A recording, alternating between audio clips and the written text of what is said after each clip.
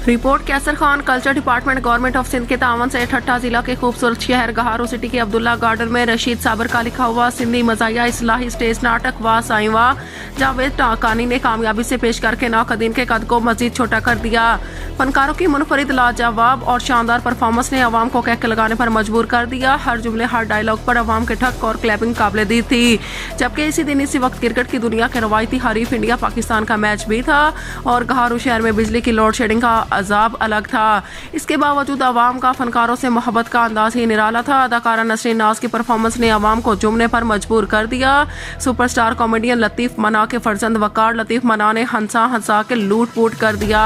जबकि king of comedian बसर बादशाह उर्फ जुल्फी शाह का इस्तकबाल पुरतकल्लफ तालियों से किया गया।